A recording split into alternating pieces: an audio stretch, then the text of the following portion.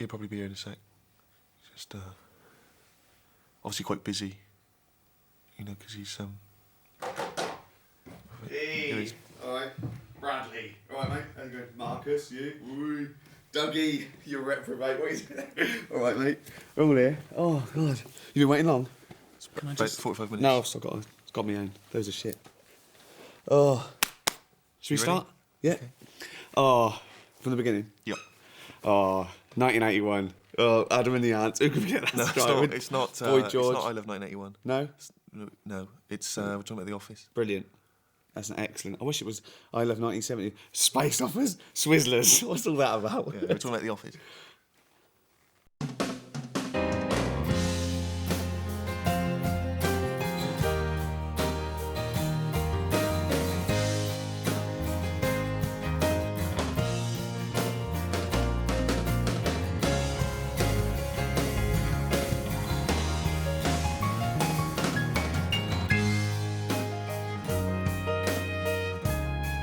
So, before we start, why is it called How I Made the Office, just by Ricky Gervais? Why is it It is How I Made the Office. Yeah, but why isn't it How DVD. We Made the Office by Ricky Gervais and Steve Merchant? Too long? Just your name shorter? Thanks. The thing about Ricky is that he's the most irritating man I've ever met. I can't deny that he's got a capacity to be irritating. Why is he irritating? So many reasons. You know, from things like going like that for literally no apparent reason. He's like a child who's drunk too much orange squash with tartrazine in and has now gone a bit wild, and you need to calm him down. He does willfully try to destroy a scene. He's going to keep doing something until he gets a reaction. He loves it, don't you? Like, it's a joy. Yeah, he loves it. I do like, Yeah. he loves all that. I do, don't you? Exactly. I go, "Hey, Don't do Reggie." it now. Seriously, don't fucking do it now. Because I'll go mental. And he's touchy. Slate 22, take one. Smiles slightly. You know, there's something funny she laugh. It's just... I remember I had to have a single shot on me, just looking really a bit put out maybe and stern or whatever. And Ricky was just... I'll be sick. Jeez, Do you mind? Can you give me that bin? Seriously. that smells like a pocket. Dawn, give me that fucking bin. That smells like a That's pocket still of over egg. there. Put it over there as well. And then that should keep it going now until we, you know. Do they stop belching and stop passing? My friend Robin says I've got two moods. One is and the other is I can't believe it. I'm gonna have someone fired. What do you mean? Yeah, it's total hypocrite. It's like, you know, anyone else makes a single bit of noise, boom guy drops the boom in shot, I can't believe this. You know. But him kind of clicking, dancing, making noises, that's fine. There was one bit where the people who, because it was like a real office an empty real office, there was a real office next door with people working, and they just came to complain about the noise. That is true. And it was like, it was supposed to be a set that was desperately quiet with just a little scene being played out. Yeah. And he's there singing, screaming, shouting. Like, and it's because like he's the star, he's allowed to do that because it's And like, so I'm going to be stressed if I don't do it. And that was terrible. I fired the location manager and I said, why put us next to a grumpy office? Exactly. No, I've got to jump around like this. And I said, I've got to squeak and jump around and let off fireworks. He tends to touch sometimes. Be a little bit upsetting. Puts his arm around you, feels with your hair, you know, and he says, "Hey, come on, you know, just because you like a bit of a kiss and a cuddle with another man doesn't make you gay," which, you know, I've thought a lot about, but I think it does. I think it does. But the thing about TV is that they literally, time is money. And so that, you know, you've got to get everything right first time. You've got to be on the spot because, you know, the clock's ticking. That's why I'm... Go on, what are you I was going just going to say, that's why I imagine you deliberately try to jeopardise every single take we do. I was going to say that. He'll do things like just add lines or stupid names to try and surprise the other actors. Action! You don't often see a pure silk for $9.99, so... Action! $9.99 pure silk, so... I had to snap it up. OK. Action! And Wally Burton, 2 for 10 quid, so I went, yes, please. Action! And Nobby Burton came round, 2 for 10, I went, yes, please. Got 4. Action! And, you know, deaf Nobby Burton, who comes round with a case, 2 for... Why are you making it harder for yourself? OK, I'm sorry. OK, I'll just say Nobby Burton, who comes round with a case. 2 for 10, I got 4. A lot of the stuff that ends up in the office comes from me mucking around and annoying people. So that's what I say in my defence. It's my art. But to be fair, I remember that when we were making the pilot, we did a whole sequence where we did all the talking heads that Ricky does, and then we just left the camera rolling, and I would sort of interview him as though I were a real interviewer, and he would just kind of talk as though we were Brent. And I think a couple of ideas and things come out of that. But most of the time he would say something and I'd utterly ruin it just by cracking up. One of the, I suppose, occupational hazards of being a laugh is that they think they can have a laugh, and they can, but not at the expense of me and the company as a whole without humour involvement. In that sense, I mean, they can't... I'm sorry. without the humour involvement. By that I mean, I don't mind a laugh during work or instead of work. What I don't enjoy is what I call the anti-laugh, where it's at... I'm sorry. Can I just leave and you just carry on talking? That won't help. It's what is called by me the anti-laugh, and that is anything goes, thanks very much, have a laugh, find the funny side of life in everything, okay? Have a laugh at yourself, please. Have a laugh at me with my blessing, because I will with you, but don't make the mistake of the laughter of hate.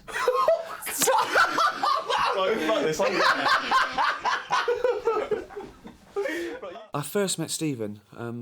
I was working at XFM, which is a local London radio station, and I was the head of speech.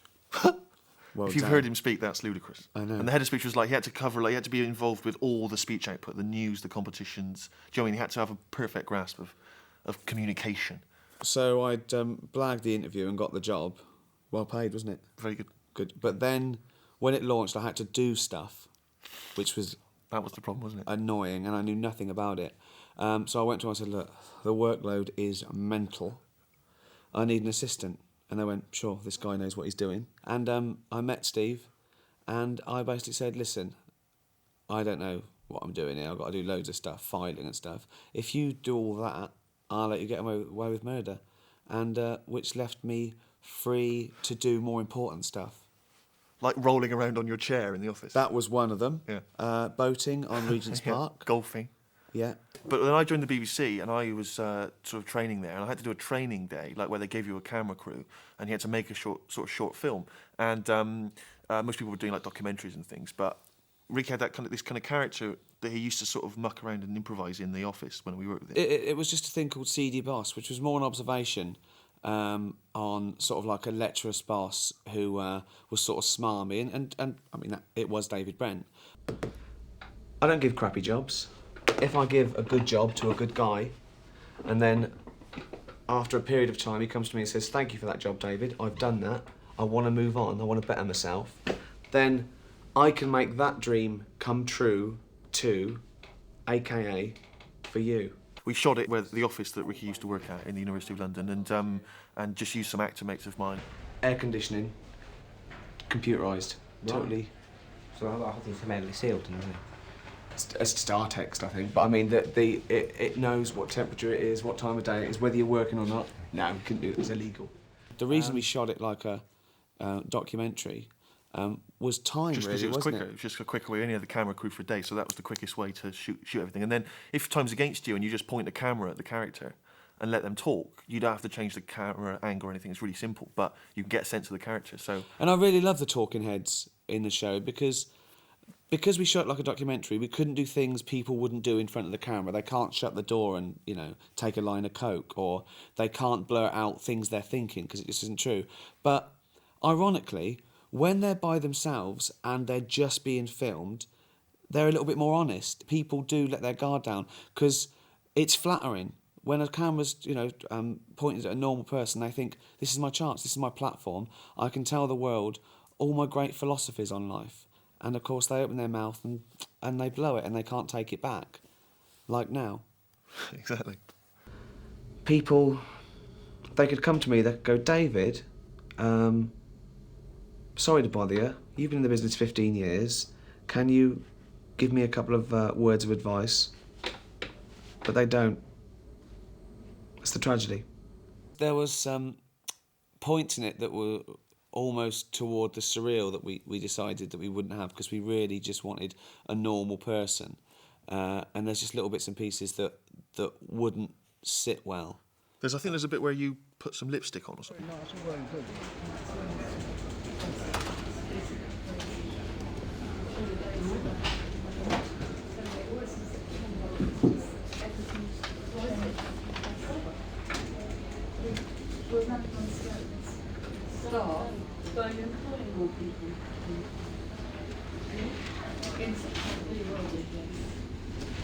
Now, what is your category of...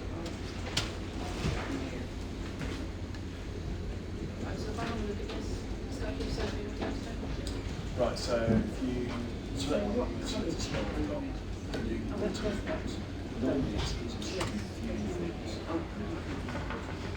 That was, I think, the first time Ricky had done any acting kind of properly, and it was, that once that got made and that little demo tape existed, it got passed around, and that's how he got onto the 11 o'clock show and things like that. And yeah, he was an absolute nightmare. And we only had, the clock was ticking, and he was like, well, if we commit, that'll be fine, that take will be fine, let's go down the pub now. I've got the thing which I filmed of us just rehearsing, just an empty pint glass. You can just see he's just thinking, bar will be closed soon. Yeah, I'm acting faster because I've got... Yeah, absolute nightmare to work with. And now you're marginally better. Isn't that weird? It's strange, it's good, you've learnt so much. Yeah. People say, oh, well, will fame change you? You were always obnoxious. Yeah. Hour and a half. We went at 1:45. After the little pre-pilot that we shot ourselves, our little demo pilot, the BBC commissioned a script and then a real pilot, if you like. The script seemed quite good, and I went along and originally read for Gareth, and then I think I was sort of on my way out the door, pretty much, actually, and then I read for Tim. I was always imagining him a lot more like Norm from Cheers. I think he was going to be quite fat, wasn't he? And yeah, that kind of wisecracking in that way. I had 3 callbacks, I think, for the part, but I mean they don't let you know that it's a close thing, and you might not get it. Some of the people we ended up with were not as we'd imagined them originally. I mean, I remember when Mackenzie came in as Gareth, it took some persuasion. I wasn't convinced at all. I didn't realise Stephen didn't think I was the right man for the job.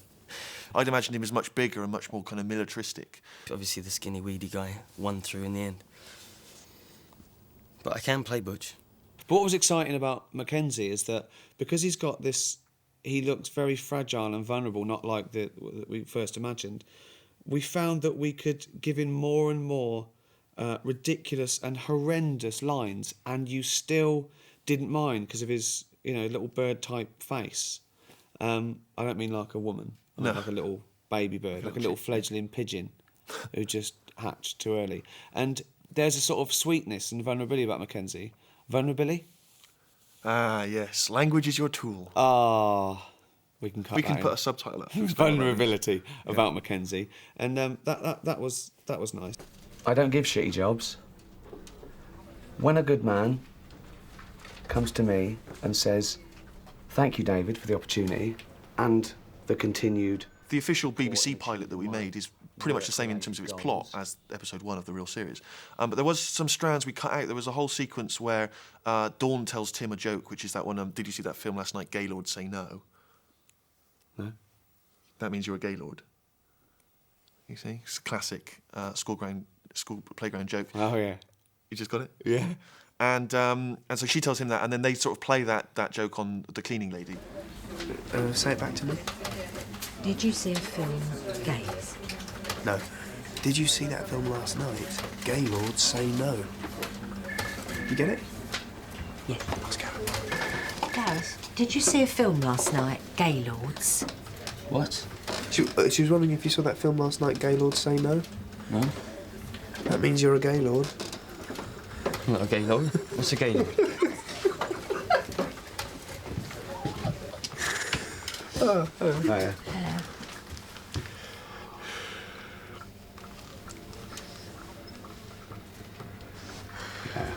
All right.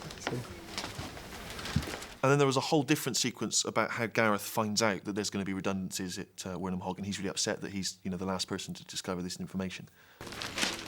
The old shares. Ooh, oil. Somebody got their fingers burned. David, hi. Listen, Mr. I need to know if there's anything that you've heard, any rumours that you've heard from the head office. Anything that... You got stuff on your face. Oh, that's probably ink on your paper. Just making it worse. Have you got a tissue? Or, sorry. No. Have you got a tissue? Right. What's that? That's not mine. It's the first one I picked up. Is it your mum's? Yeah, mine are twice as big as that. I've got a lace. Yeah. Presumably. Well, well, no. I don't. Will you do it I then? haven't got a mirror. But Dawn! Don't want that. They're all talking out there. There's rumours going... Slow down, slow down. Who's talking? Everyone's Have you got a talking tissue or a because... hanky or something like that? No, whose is that? That's his. It's my mum's. Mine are twice as big. Without the lace. I'm team leader. I yeah. should know. I'll be the first one after you to know. Yeah, right. You're the first one after me to know. Okay. What? Don't. What's that? That's. Don't put your. It's. I meant to spit on it, so it's my spit on my face. I don't want it now. Don't bother. I feel I've got a responsibility to the staff Gareth, to know what's going on. Say what you mean. Jennifer came in here this morning. Right. As soon as she's gone, now there's all rumours going. Dawn, actually, this is a private meeting. Could you? What's all this about us losing our Joan, jobs? this is a private sit meeting. down. Yes, Mr. Brent. To the door. I don't think that I'm being frankly, I'm a little bit insulted that, if there's Why are stuff you losing jobs? Can you give us 2 minutes? Sit down. Welcome. I thought it was supposed to be a private meeting. It's just... Right. Okay. As team leader... Oh, this is pathetic. Right, I called this meeting. Thanks for coming. I called this meeting because... Gareth, sit down. Right. All it is the powers that be have deemed Oh, right, it so now you're telling them, are you? Well, yeah, you don't know what's going on. Well, it's my meeting, I called it. To find out what's going on, so I'm going to tell you. In front of everyone else. Yeah, go on. When we look back at the pilot, it just felt a bit too much like it had become a sitcom with a beginning, middle and an end. Yeah. If you watch a real documentary, they've pieced together that from stuff that happened in real life. So we wanted to get that sense like we'd cobbled it together. And I was genuinely panicked, wasn't I? Because I thought it was the sitcom that we always said we wouldn't make. And we just really G'd ourselves up and said, right, we're going back to basics. We really wanted to do something. We were sort of thought we were making something new. Well, we hoped we were. And we didn't want anything that... But I remember you described it as better than Dickens. Didn't you? Yeah. It is. And that's Shakespeare. Gaylord.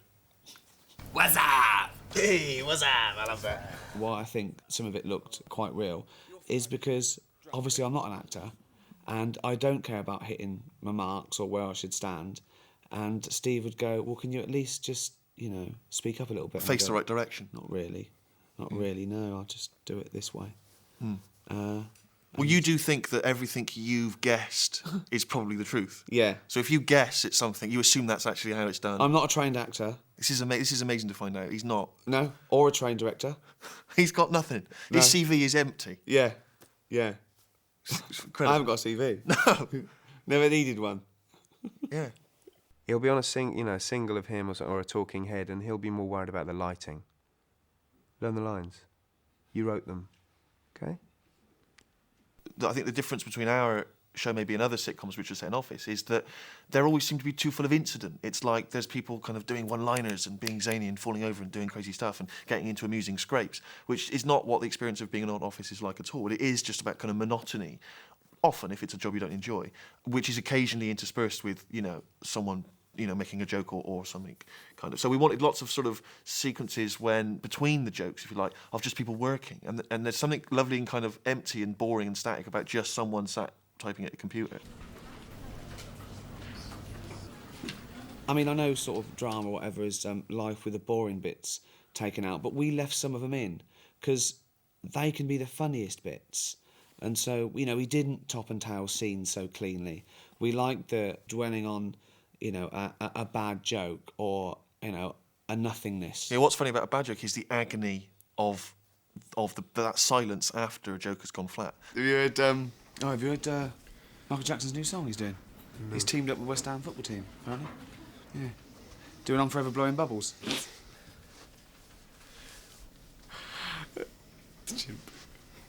She's not a football. Tell her later. The frustrating thing as a writer is that you had to get around this camera being there. Because we couldn't have exposition, we couldn't have, you know, people doing things they wouldn't do in front of a camera. It was a bind. But what we could use is the advantage of that is that it would up the agony. And that's where that came from. That was the joke there.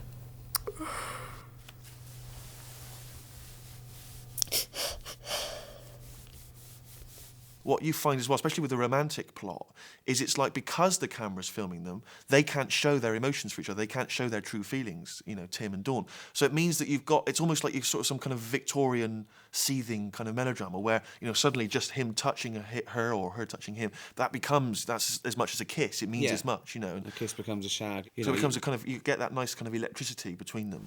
Sorry. Ooh, can I have this when you've finished? Yeah, you can have it. When will you be finished today? I don't know Probably. when I'll be finished.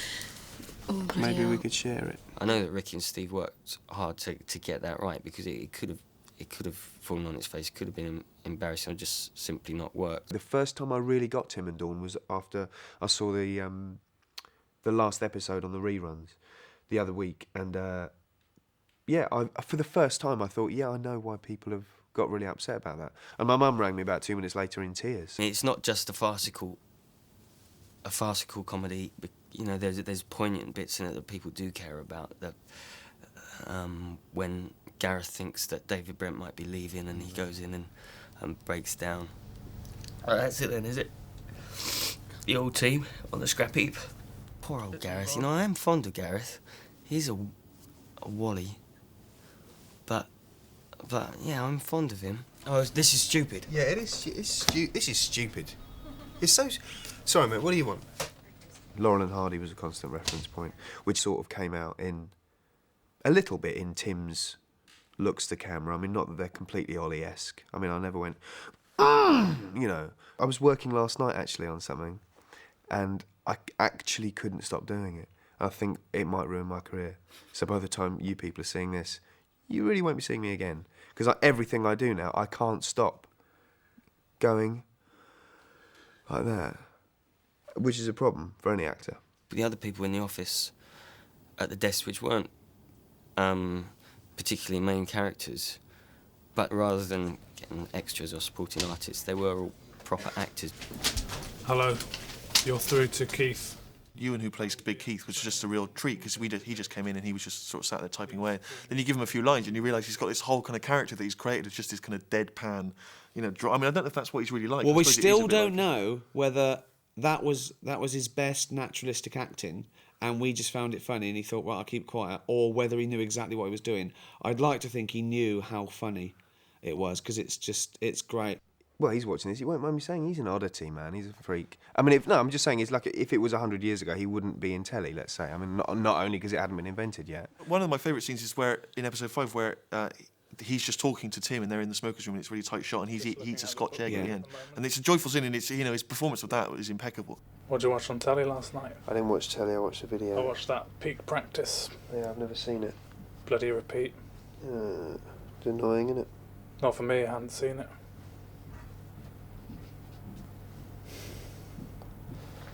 Boring, isn't it? Just staying in watching Peak Practice with your life. Yeah. Not for me. I like it. Yeah, I just stayed in, had a big wank. Yeah, that scene was, it was very hard. Because Ewan's so consistent, the arm kept coming up on exactly the same point every time to eat the Scotch egg. And Martin could see that in his peripheral vision. And once you think of something's funny, that's it, you're done. After about 5 takes, and I looked through and like Ash and Anna and, you know, and Ricky and Steve are all sort of like going, come on. And I thought, God, I really might not be able to do it. You know, I thought I might not actually manage this. Boring, isn't it? Just staying in watching peak practice with your life. Yeah. Not for me, I like it. I'll just stay. That was so good. That was so good. Boring, isn't it? Just staying in watching peak practice with your life. Yeah, it is. Not for me, I like it. Yeah, I just stayed in at a big... Not for me, I like it. Well, I just... Boring, isn't it? Just staying in watching peak practice with your life. Yeah. Not for me, I like it. Well, I just stayed in at a big wank. Boring, isn't it? Just sitting in, watching peak practice with your life. Yeah, it is, yeah. Not for me, I like it.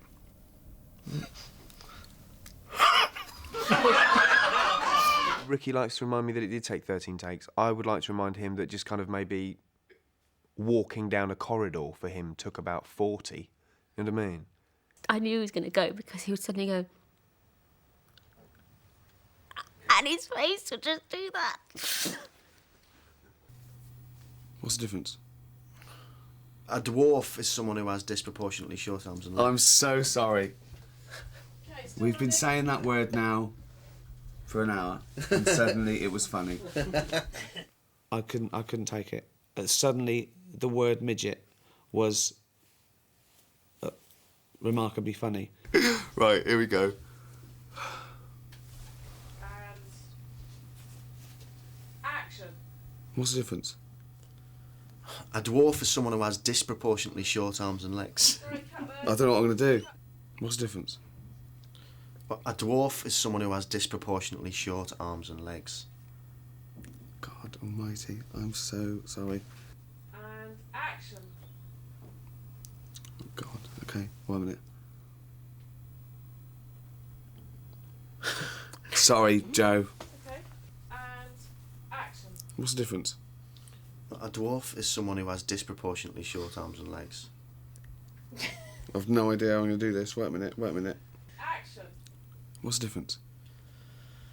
A dwarf is someone Fucking who has... hell! You actually feel that you're never going to be able to do it. You think, well, if I never do this, what happens? Do we run over by a year? What would happen if I could never get this scene? And it panics you. And yeah, and TV's Ricky Gervais is... Well, he's not autistic, but he is like a sort of... Well, not even like a girl, that's an insult as well, but... what's the PC way for giggling buffoon? Scene where Dawn is eating her lunch. She's just eating a sandwich and she's really minding her own business and she's on her own. And David comes up. I had a bit of a scare earlier. Did you? Yeah. I thought I found a lump. I examine myself regularly. I get checked out. It's fine, but terrifying. Testicular cancer. Cancer of them old testicles. What's that? Oh, God, that was a great one. We'll do it again. Please. We'll do it again. Damn. What made you go? Don't run Nobody whatsoever moved. No, it was my fault. During this. No, it wasn't. It was no one's fault. It was mine. And he can barely get through a take without being so impressed by his writing genius that he has to ruin it with laughing, you know. Doesn't even have the sort of humility not to laugh and say, oh, what I wrote isn't actually maybe that funny. It's like, no, I am a genius. I'll ruin the take. Oh, again, yeah, you know.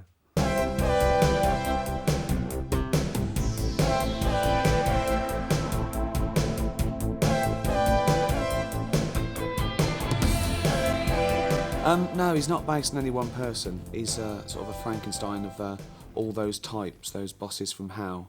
The whole programme is basically nailing types and observations. It's very much a, ticking off office observations. And David is one of those. I mean, the most important one of them, sure, but just one of the main one. People have said to us, like with David Brent being bad at his job and rubbish and he should be fired. If you just walk around the BBC for a day, you see people who are, people who are rubbish keep their jobs. In very important jobs as well. I mean, we're talking about executives. The only analogy I can use evolutionary-wise is marsupials survived in Australia because there were no predators. And that's very much like the BBC, because no one from the outside is coming and going, what are you doing? Exactly. What are you doing? How long have you been here? If they took a John Harvey Jones in there, it'd be decimated. There'd just be me and Steve. Yeah, it'd just be the two of us doing a lot, plate spinning. Why isn't Variety still as big? I bloody love Variety, Rick, and I wish it would come back. You don't see enough of the song and dance men. That's what we want back. Do people go into plate spinning, or is it like handed down? Like, No. son, I've broken a couple, but these are yours. I'm going to be a doctor. And you go, all right. It's not as popular as it was, plate spinning. I don't think they are that unsympathetic. I think, Brent, you should sort of feel sorry for it. Gareth he's a right wally, but, he's all right, really. He's harmless. The only person that you could, in real life, not like is probably Chris Finch, because he's a bully. And he's one of those people that when he walks into the room, he does say funny things, and you laugh, and then you go, it's my turn soon. And someone asked me, like, oh, Brent's such a bastard, but he's not. He's a tit. He's a twerp. He's a knob. He's all those things. He's a twerty tit knob. Exactly. A twerty tit knob. Yeah. I like bosses like that, because you get away with murder. All you have to do is laugh at their jokes, invite them to 1 in 5 drinks, and that's it. He's your mate. And it's like teachers at school. You soon learn that you can go, Mr. Morris, what bike have you got? And they go, well, it's a Harley Davidson. And you got through the lesson. That's it. He talks about his bike. And it's just getting on the good side of these people, because they're not nasty, they're not malicious. And very often, they want a mate. I mean, I don't think they might want to jump on you and impregnate you. Yeah. Is that some story you've got to tell? Wow. I was always told when I doing English O level, write about what you know, and it's so true. It's so much easier. Yeah, that's why you want our next project to be you as a man locked in a futuristic prison. Well, yeah, I've been. It's called brain jail, and it's only your own conscience that keeps you there. Because I imagine that's what it'd be like. I'm working out as well. I'm going to be I don't want to use the same body I used for Brent. Right. Because. Well, it's very flabby and doesn't look so good in a vest. He is, isn't he? He's a flabby bloke, Brent. But this one won't be. Well, not just flabby, fat. I mean, downright fat. Yeah. A bit of a bloater. Whereas Scott Carson, crime he didn't commit. He was probably saving some people from a burning building. But he's just probably broken a rubbish law in the future. You can't have your own thoughts. Downloaded. Brain jail. Yeah, I think I downloaded my own feelings from my computer.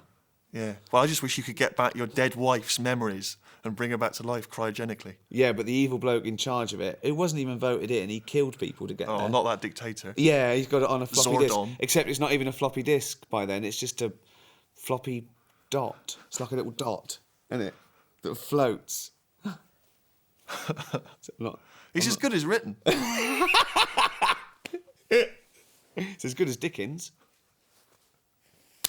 Loser. There wasn't much improvised in the making of it.